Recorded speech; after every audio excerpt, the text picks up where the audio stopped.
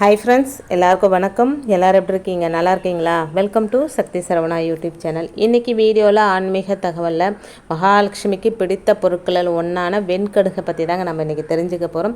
வெண்கடுகு ஆன்மீக ரீதியாகவும் சரி, மருத்துவத்திலும் சரி நல்ல பயன்களை தருதுங்க.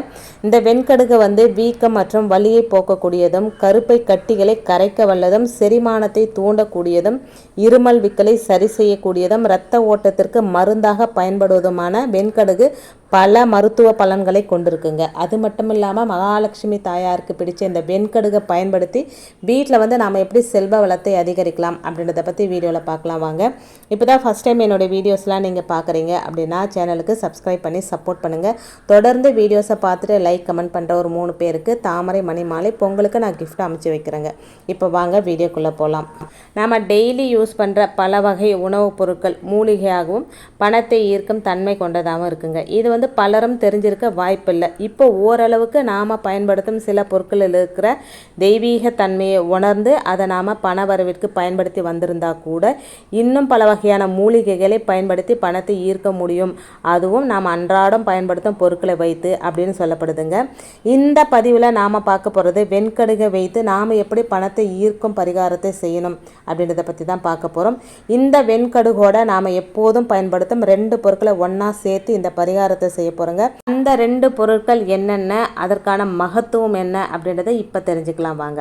கடுகுல 3 வகை உண்டுங்க. இதில் கருப்பு கடுகானது கண் திருஷ்டி இதெல்லாம் நீக்கிறதுக்காகவும், டெய்லி சமையலுக்கு நம்ம அந்த கருப்பு கடுகை தான் யூஸ் பண்ணுறோம். கடுகு இல்லாத எந்த சமையலுமே இல்லை அப்படின்னு ஆயிடுச்சுங்க.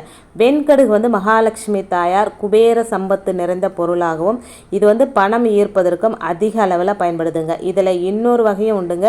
இது நாய்க்கடுகு அப்படின்னு சொல்லுவாங்க. இதை பெரும்பாலும் நாம் பயன்பாட்டுக்கு எடுத்துக்கிறது இல்லைங்க. இப்போது இந்த வெண்கடுகை வச்சு தான் நாம் பணத்தை ஈர்க்கக்கூடிய இந்த பரிகாரத்தை செய்ய போகிறோம். இந்த வெண்கடுகு மகாலட்சுமி தாயார் குபேர 2 பேருக்குமே உரிய பொருளாக பார்க்கப்படுதுங்க. குபேர பூஜை செய்யும்போது இந்த வெண்கடுகையும் ஏலக்காயும் ஒன்றா சேர்க்காம பூஜை செய்கிறது கிடையாதுங்க. அதுபோல் நாமும் வீட்டில் இந்த வெண்கடுகு ஏலக்காயுடன் இன்னொரு பொருளை சேர்க்க போகிறோங்க. அது வேறு ஒன்றும் இல்லைங்க, பச்சை கற்பூரம் தான். வீட்டோட குபேர மூலையில் பூஜை அறை அமைஞ்சிட்டா செல்வ வளம் அதிகரிக்கும். ஒருவேளை அங்கே அமையாத பட்சத்தில் அல்லது குபேர மூலையிலேயே பூஜை இருந்தாலும் கூட இந்த பரிகாரத்தை செய்யலாங்க. இதுக்கு ஒரு கிண்ணம் அப்படி இல்லைன்னா ஒரு சொம்பு சின்னதாக எடுத்துக்கோங்க. சில்வர் தவிர, பிளாஸ்டிக் தவிர மற்ற எதை வேணாலும் எடுத்துக்கலாங்க. நம்ம கண்ணாடி பவுல் கூட எடுத்துக்கலாம், பித்தளை எடுத்துக்கலாம், செம்பு எடுத்துக்கலாம்.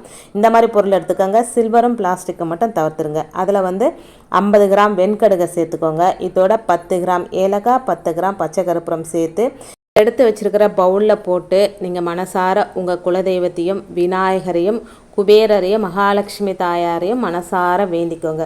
இதை என்னைக்கு செய்யலாம் அப்படின்னா வியாழக்கிழமை செய்யலாம், வெள்ளிக்கிழமை செய்யலாம். வியாழக்கிழமை குபேரருக்கும் இந்த உகந்த பொருள் அப்படின்றதுனால வியாழக்கிழமை ரெகுலராக குபேரர் பூஜை செய்கிறவங்க இருப்பீங்க.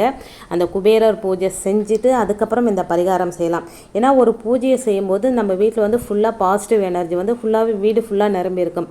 அந்த பவரோடவே இந்த சக்தி வாய்ந்த பரிகாரத்தை செய்யும்போது இன்னுமே இந்த பரிகாரத்துக்கு நல்ல பலன்கள் கிடைக்குங்க. அதனால் நீங்கள் வியாழக்கிழமை வெள்ளிக்கிழமை எப்பவுமே வியாழன் வெள்ளி ரெகுலராக நம்ம பூஜை செய்வோம். அந்த நாள் இதை நீங்கள் செஞ்சுக்கோங்க. அதுக்கப்புறம் இதை கட்டுறதுக்கு ஒரு துணி வேணுங்க நமக்கு. அதாவது நீல நிறத்திலான இந்த வானம் கலர் அப்படின்னு சொல்லுவாங்க இல்லைங்களா, அந்த கலரில் ஒரு துணி, அந்த பவுலை கட்டுறதுக்கு அளவுக்கு துணி எடுத்துக்கோங்க. புதுசாக தான் இருக்கணும்னு கிடையாதுங்க.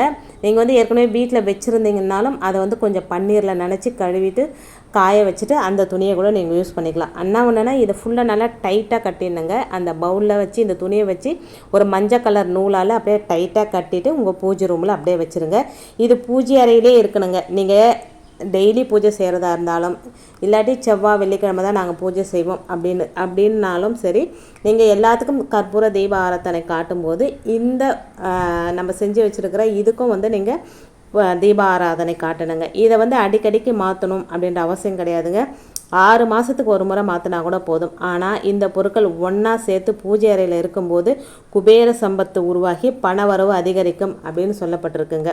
குபேர சம்பத்து உருவாக செய்யக்கூடிய இந்த பரிகார முறையில் உங்களுக்கு நம்பிக்கை இருந்தால் நம்பிக்கையோடு செய்து நல்ல பலனை அடையலாங்க. இன்னொரு முக்கியமான விஷயம், இந்த பரிகாரத்தை நீங்கள் வளர்பிறையில் செஞ்சால் ரொம்ப ரொம்ப விசேஷங்க. நம்மளுடைய வாழ்க்கை எப்பவுமே வளர்ந்துக்கிட்டே போகும், செல்வ செழிப்பு ஏறிக்கிட்டே போகும் அப்படின்னு சொல்லுவாங்க.